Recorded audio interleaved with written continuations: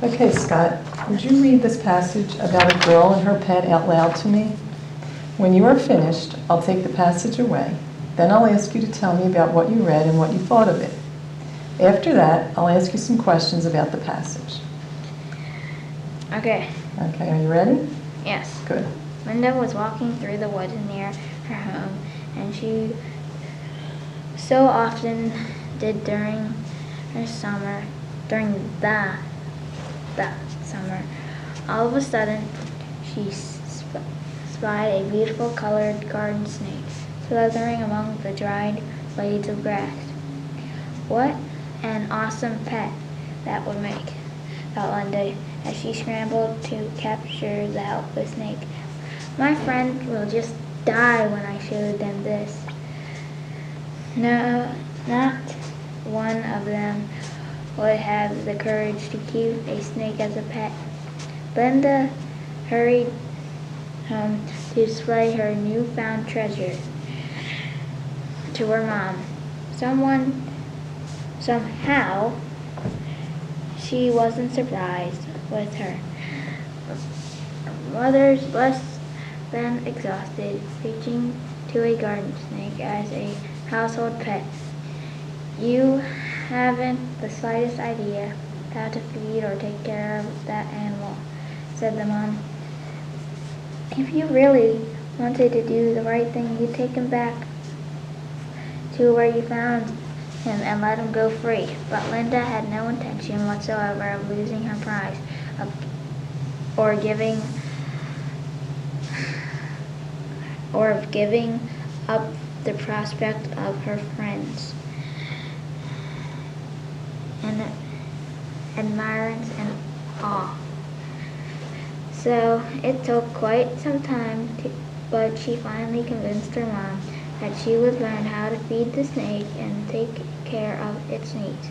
Although Mother knew her daughter very well, she still agreed to allow Linda to keep the snake on the condition that Linda would do her research and learn what she needed to know. Well, who knows? Maybe this time things will be different, thought Mother as she went about her business feeling disappointed with herself. The rest of the story is very predictable. Linda's pet explicit the responses she had hoped from her friends. They were both impressed with a jealous of her exotic pet.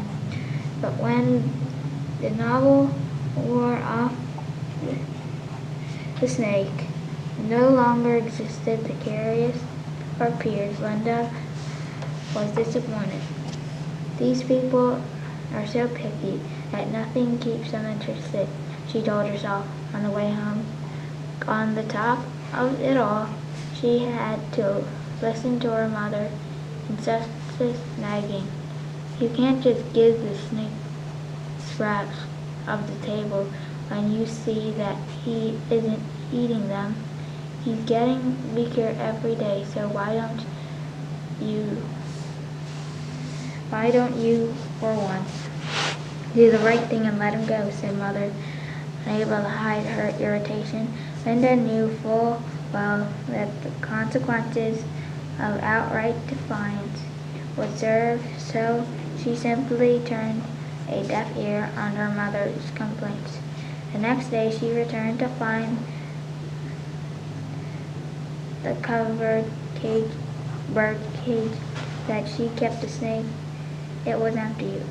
Running to her mother's room, she demanded to know what happened to the snake. You didn't take care of him, and you wouldn't do the right thing, so I did it for you, said Mother. I took the snake back where it belongs. Linda boiled out the house furiously, muttering to herself that one day she would tell her mother exactly what's on her mind. She never lets me live my own life. That way I want to live it. Many days would pass before life in Linda's house settled back to normal. Very good. Okay. Now I'm going to take that from you.